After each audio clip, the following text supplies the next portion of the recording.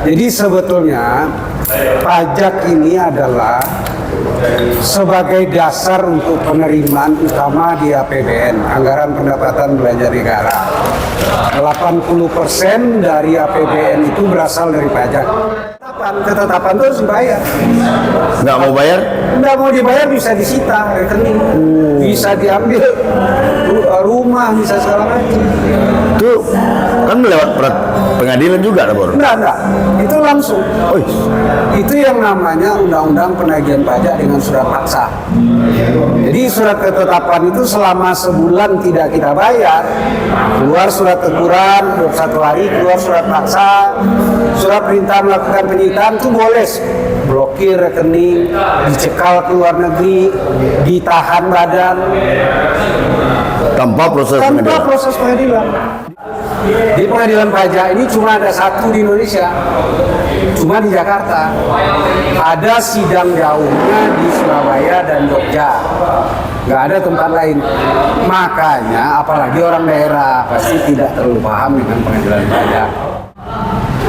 Pelaporan pajak ini jangan digampangkan, ya. Karena usaha yang kecil-kecil aja bisa ketetapan pajak yang keluar itu bisa miliaran. Top 100 channel emang tukang otak paten.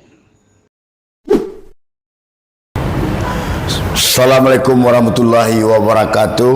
Assalamualaikum warahmatullahi wabarakatuh. Malam ini Top 100 Channel kembali menyapa viewer sedunia, hadir dalam tema lain dari biasanya. Biasanya lebih cenderung kepada politik. Sekarang kita bermain di sebuah hak dan kewajiban, ini namanya hak kewajiban warga negara. Dan malam ini juga kita kedatangan tamu yang merupakan orang yang sangat profesional dan expert di bidangnya, yaitu Bapak Sempurna Bahri. Nah, saya biasa memanggilnya Dapur, adalah pemilik kantor akuntan publik dan juga memiliki Sempurna Strategi Consulting SSC. Pak Dapur ini tidak asing lagi sebenarnya bagi dunia perpajakan di Indonesia, karena dia punya cara bagaimana wajib pajak itu mengetahui kewajibannya untuk membayar setiap tahun, atau bagaimana caranya saya nggak tahu. Tapi tema kita hari ini adalah tips cerdas wajib pajak. Tidak salah kalau Bapak Sempurna Bahri ini menjadi narsum di Top 100 Channel. Beliau juga warga cukup legend di Top 100 Channel, di Top 100 WhatsApp Group yang melahirkan Top 100 Channel ini. Dan malam ini kita bersyukur akan mendapatkan sebuah pencerahan lah terhadap pajak perpajakan itu, apakah UPT namanya atau bagaimana lah namanya. Yang penting pajak ini merupakan urat nadi bagi APBN atau pembangunan di Indonesia selama ini yang kita kenal. Dapur, selamat malam. Malam. Sehat, Dapur? Sehat, alhamdulillah. Sukses selalu, Dapur. Jalan darat dari Jakarta ke Padang udah biasa bagi beliau, dan menjadi dosen di setiap program Sempurna Strategic Consulting yang digelar hampir di seluruh Indonesia. Dapur termasuk duta pajak Indonesia sebenarnya, nasional sebenarnya. Dapur, Maret April ini kan bulan-bulannya pajak ini, dan pasti banyak dinamikanya. Ada yang kena tegur, ada yang kena denda atau apa. Yang penting apa sih sebenarnya pajak itu, Dapur? Kemudian bagaimana Dapur melihat wajib pajak ini ikhlas atau tidak membayar pajak ke negara? Silakan, Dapur. Ya, terima kasih. Soalnya udah diundang ke top 100. Ini WA Group yang paling terkenal di Sumatera Barat ya. Di dunia ada Bor. Di dunia juga. Di top 100 channel ini bagi yang jadi narasumber itu berarti orang paling top sedunia. Ada gubernur, ada kepala daerah, ada pemret, Ada profesional. ada rektor, ada profesional, ada dirut BUMN. Ya. Jadi saya sebetulnya di top 100 ini sejak 2015 di awal ya. ya. Masih pakai BlackBerry. BlackBerry Jadi legend. tersanjung juga saya diundang untuk memberikan Top 100 channel. top 100 channel ini ya. Ya. Jadi sebetulnya pajak ini adalah sebagai dasar untuk penerimaan utama di APBN, anggaran pendapatan belanja negara. 80% dari APBN itu berasal dari pajak. Selebihnya 20% itu di luar pajak, seperti royalti, ya, pertambangan gitu ya. Seperti pendapatan lain non pajak. Ya, seperti hak-hak yang dikeluarkan oleh pemerintah. Sebelum lanjut dapur, apakah karena makin besar pajak itu berarti tandanya negara kita ini belum maju ya, belum kaya ya? Iya, karena apa? Karena APBN kita itu kecil dan sebagian besar itu digunakan untuk anggaran rutin bagi PNS, terutama juga apalagi kita utang kita kan tinggi sekarang ya, udah 8.000 triliun ya. Tapi masih aman kata Bu Menteri Keuangan. Secara persentase memang aman, belum sampai 60. Tapi jangan lupa, sepertiga dari anggaran pendapatan belanja negara itu digunakan untuk bayar pokok utang dan hampir 1.000 triliun. Ya. Nah, ini yang harus dikejar dengan pajak. Ya, pajak inilah dibebankan ke Direktorat Jenderal Pajak. Jadi kalau sekarang mungkin untuk penghasilan APBN itu mungkin udah sekitar hampir 1.300 triliun itu dari pajak. Itulah yang diserahkan kepada Direktorat Jenderal Pajak untuk memungut. Dan pajak ini sebetulnya didapatkan dari keuntungan usaha atau transaksi. Jadi seperti kita jual barang kena PPN, Ya. pajak pertambahan nilai 11%. Itu karena untung atau gimana? Kalau itu nanti dibebankan ke pengguna, kayak kita beli baju ini, Oh ya. nanti kita yang bayar. Ya. Itu PPN. Ada yang pajak penghasilan. Ya. Kalau pajak penghasilan ini dari keuntungan. Untuk maksudnya ini Pak, gimana nih Pak Pur? Jadi pendapatan setelah dikurangi biaya-biaya perusahaan semua dikenakan pajak. Kalau rugi enggak? Kalau PNS gimana tuh? Pajak apa tuh? Oh, kalau PNS kan udah ditanggung negara. Enggak kan ada pajak apa namanya, pajak penghasilan juga kan? Dia PP ada satu. PNS nggak apa-apa. Yang utama itu dari usaha sih. Iya. Jadi ada pabrik, ada dagang. Jadi usaha itu ada dagang, Ya, fabrikasi. contoh kasarnya supaya simpel aja. 100.000 modal, Ya. lalu diputar untung 110.000. Yang dipajakin itu 10.000 atau 110.000? 10.000 dari 10.000 dari keuntungan. Jadi sepanjang tidak untung itu tidak dikenakan pajak. Nah, itu kuncinya. Makanya sekarang dibebankan berarti Direktorat Jenderal Pajak berarti bertugas Nah, untuk mengawasi pelaporan pajak. Jadi pelaporan pajak itulah yang untuk orang pribadi berakhir 30 Maret kemarin, untuk yang badan usaha berakhir 30 April besok. ya. Jadi sekarang para konsultan pajak ini sampai malam nih kerja nih buat SPT, Itu masuk perusahaan PT, CP, koperasi, yayasan, koperasi, pokoknya yang pajakin semua. semuanya dikenakan. Termasuk yayasan, koperasi, CP, PT. Itu laporan kan, Mbak? Ya. Bukan pembayaran pajak ya? Pelaporan itu kan buat neraca dan rugi laba. Jadi kalau rugi labanya untung itu dikalikan tarif pajak 22%, Ya. baru disetor ke negara, baru lapor. Bukti pelaporan ini dilampirkan di SPT. Sehingga itu penghitungannya tahun sebelumnya. Iya. Nanti yang untuk tahun ini nanti April 2025 lapornya. Ya. kemarin. Januari sampai Desember ya. Jadi yang 1 Januari 2024 sampai 31 Desember, lapornya 30 April 2024. Dan 2023 tadi April 2024. Jadi urat nadi APBN itu adalah pajak. Pajak. Jadi kalau pajak ini tiba-tiba turun, bisa nggak gajian PNS-nya? Nggak ada. Makanya itu ditarget tiap tahun tuh. Kalau kurang penerimaan tuh, barulah timbul utang baru. Utang itu dengan mengeluarkan obligasi negara, sukuk, obligasi ya. Surat utang negara, sukuk, macam-macam. Itulah penambalnya. Apa yang tidak kena pajak itu? Apa yang tidak dikenain pajak oleh negara ini? Sebetulnya yang tidak dikenain pajak itu pertama orang yang tidak punya laba. Orang yang tidak punya penghasilan. Misalnya orang udah pensiun, nggak ada terima apa-apa lagi, nggak ada. Yang kedua sebetulnya ada fasilitas. Contoh yayasan perguruan tinggi, kan dia laba tuh, ada keuntungannya itu. Laba itu atau sisa usahanya itu sepanjang dalam 4 tahun diinvestasikan kembali untuk pengembangan itu tidak dikenakan. Tapi ada janji untuk memberikan bahwa selama 4 tahun saya bangun ini sarana, dan harus direalisasikan. Misalnya untungnya 1 miliar, dalam 4 tahun itu harus betul-betul dikeluarkan.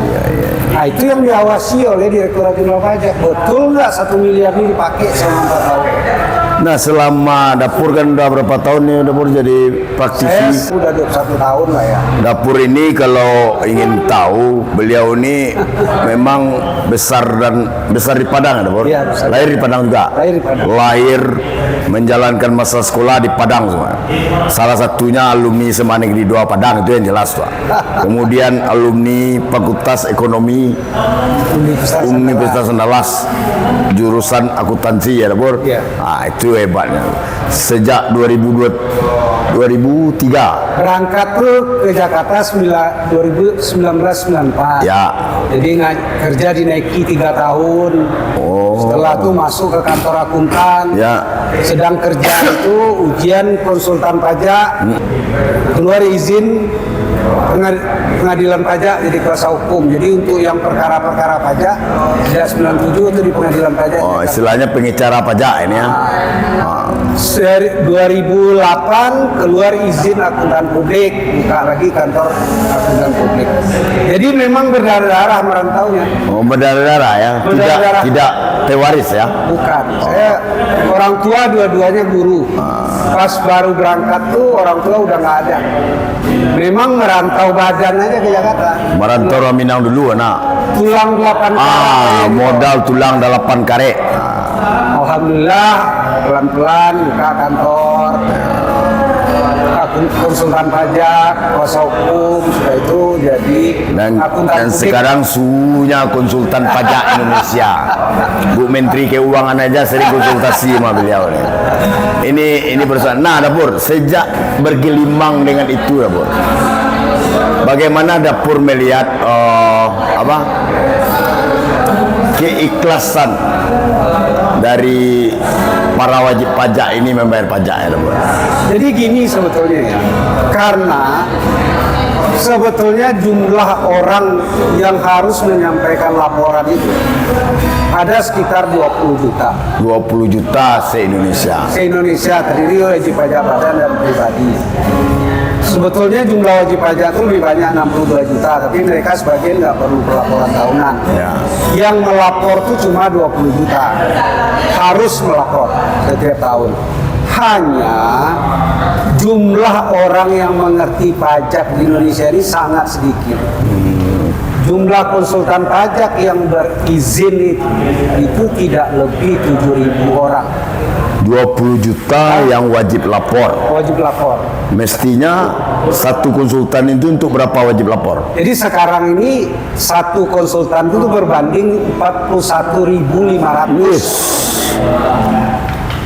Semakin indah tamatan akuntansi mana dapur? Makanya saya akan mendorong teman-teman kalau ingin cepat mendapatkan izin, kalau kita swasta ya beda, kalau kita kerja jadi PNS atau kerja di perusahaan.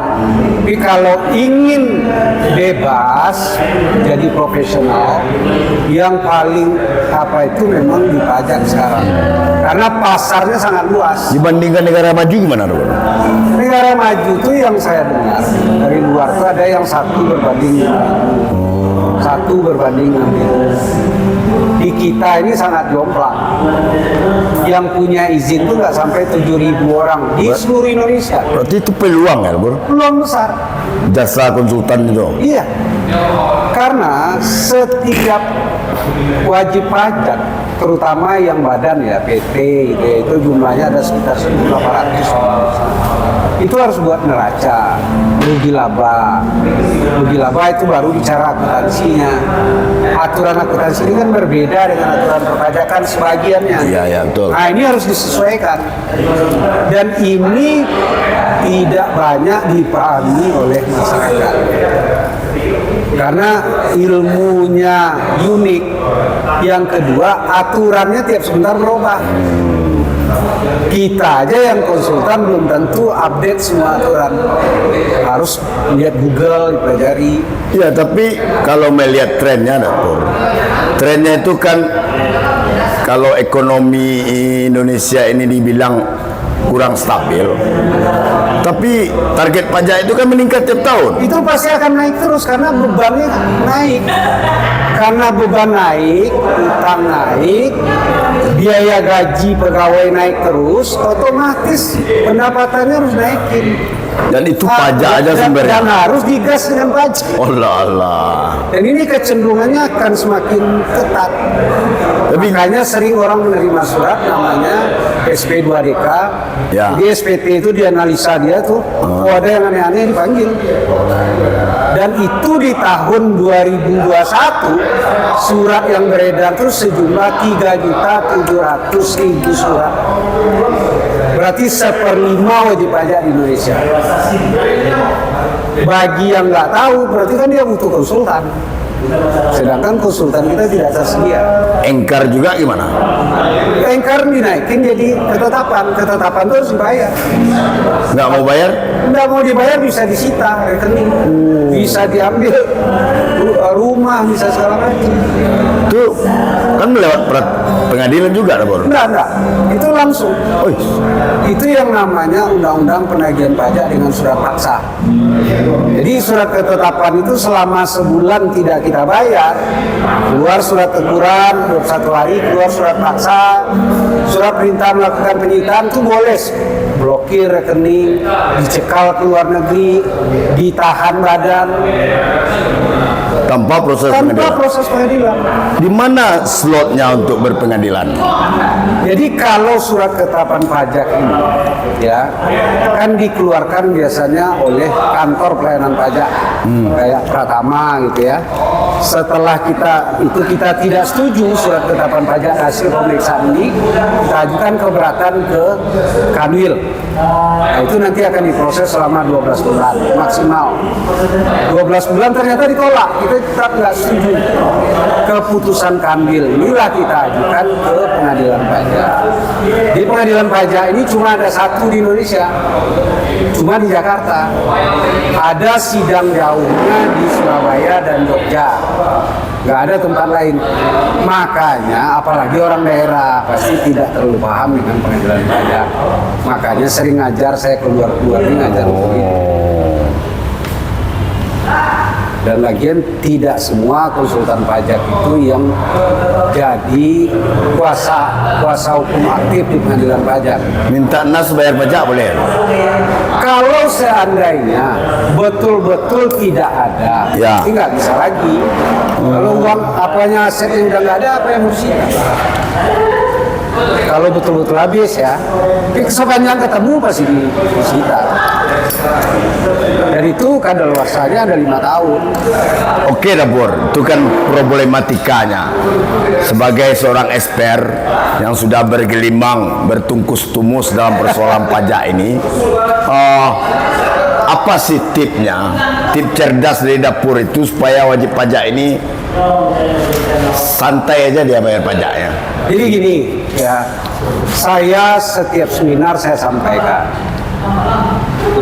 pelaporan pajak ini jangan digampangkan, ya, karena usaha yang kecil-kecil aja bisa ketetapan pajak yang keluar itu bisa miliaran. Ya, kita menyangka nggak apa-apa, tiba-tiba keluar 1,5 M, Ya. 2 M. Saya selalu di setiap seminar jadi pembicara, saya selalu sampaikan ada 3 yang bisa dilakukan. Kalau tidak mau menggaji orang, berarti pemilik perusahaan itu ikut brevet. Brevet ini kan banyak nih, Ya. tiap daerah ada. Kedua, kalau dia nggak mau, dia fokus untuk usaha. Cari karyawan yang ngerti perpajakan, update terus. Nah, itu yang kedua. Kalau tidak mau juga, outsourcing, serahkan ke konsultan pajak. Ya. Tiap bulan dia lapor, ya ini ada masalah, dia jawab. Tapi jangan nggak ada sama sekali di antara 3 itu. Bagi pengusaha yang kayak gitu kan penambahan uang keluar, Bor. Iya, tetapi jangan lupa menggaji satu orang, ya. Kalau seorang karyawan di bagian perpajakan, Ya. taruhlah dia gajinya 3 juta atau 4 juta. Setahun berapa sih? Paling nggak sampai 60 juta Ya. sama THR segala Ya, macam. ya. Dibanding ketetapan pajak yang timbul 1,5 M, 2 M, 2 miliar, mana yang dipilih? Kalau enggak, lakukan yang namanya tax review. Jadi serahkan ke konsultan, kamu review nih SPT saya nih ada yang salah atau tidak. Kalau salah betul kan?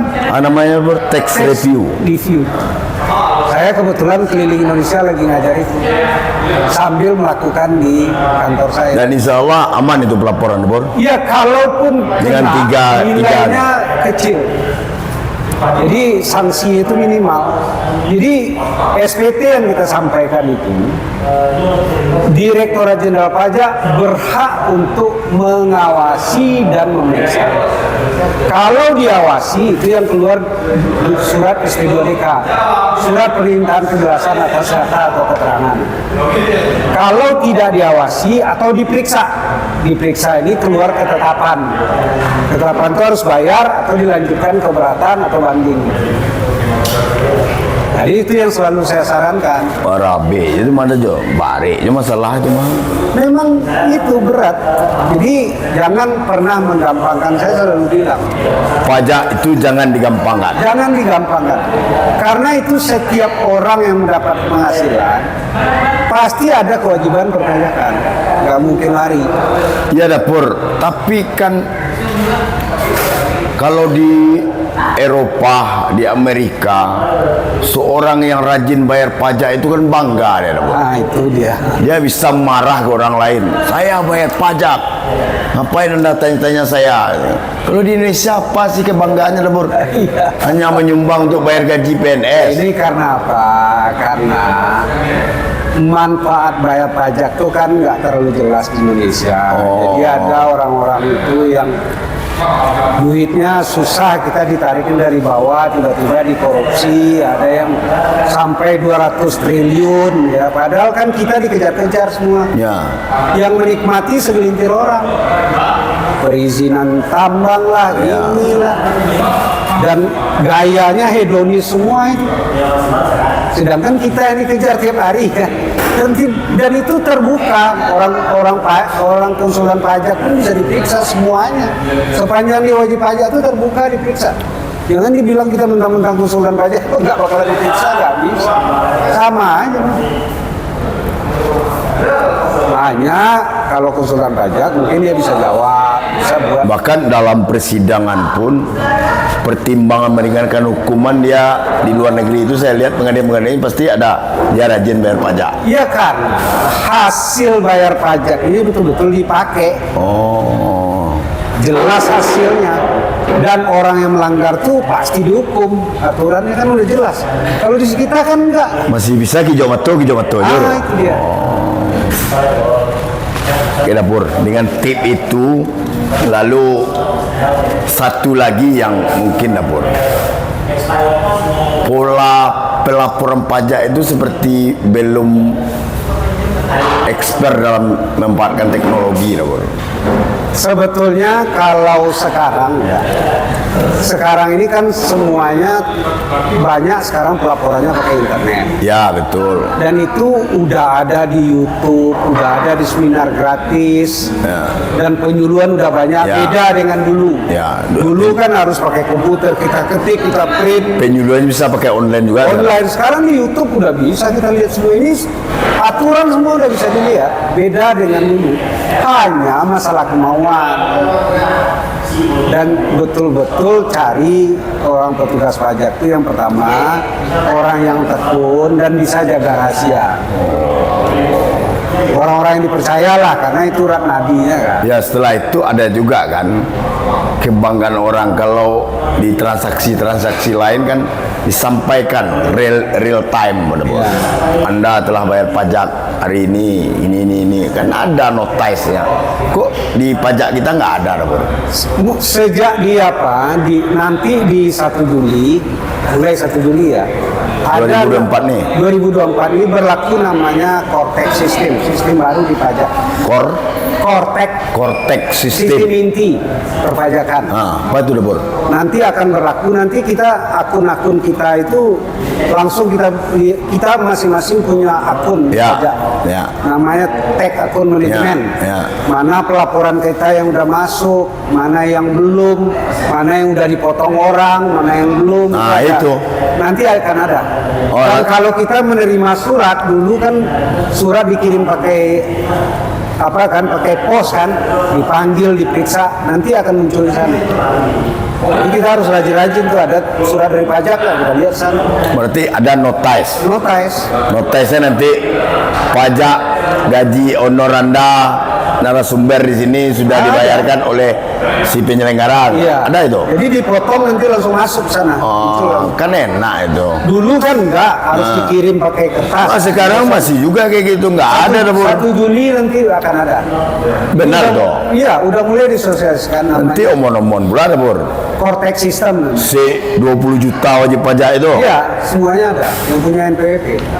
Ya karena kita lihat ada di perbankan kan dia notesnya langsung Nah, iya, kalau atau duit masuk. 3 rekening kita di bank 3 bulan tidak aktif Iya, langsung dikabarinya rekening segera akan ditutup kalau Jadi tidak. ada sistem itu memang yang di create beberapa tahun ini oleh konsultan syukurlah IT. itu. Mulai Mei sampai Juni ini nanti ada sosialisasinya. 1 Juli mulai jalan. Jadi Ini- kita melihat nanti di apa aja. Inilah enaknya sama Dapur, kita bisa belajar dan juga mendapatkan informasi terbaru.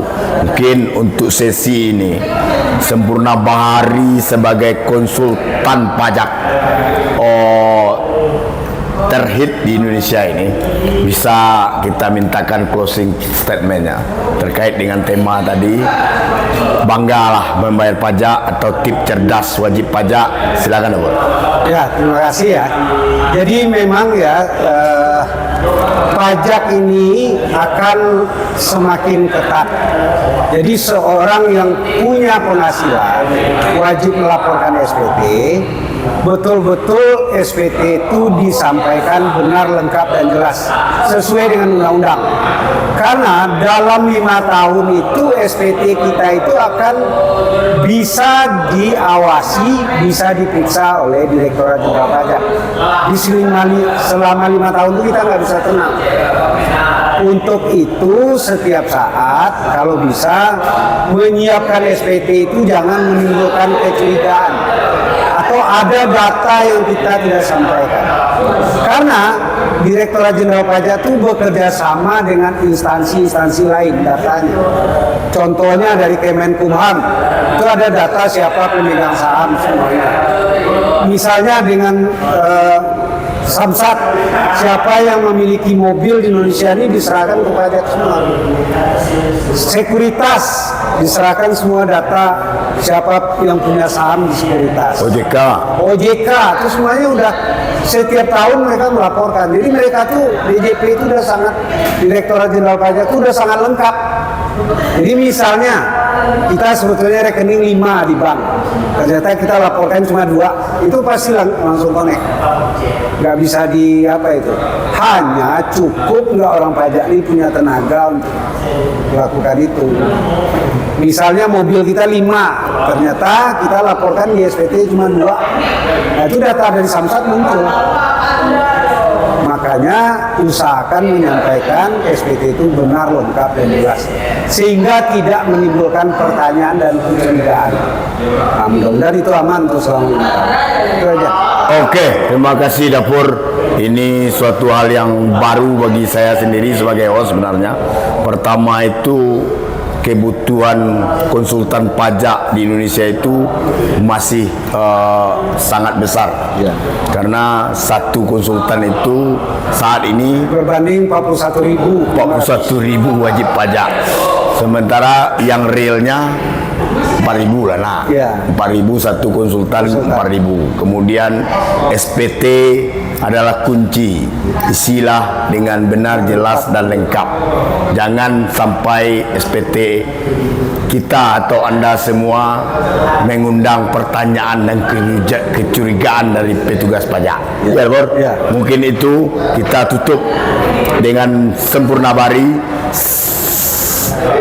Sempurna Strategic Consulting, dan untuk itu saya sangat terima kasih sekali kehadiran Dapur. Assalamualaikum warahmatullahi wabarakatuh.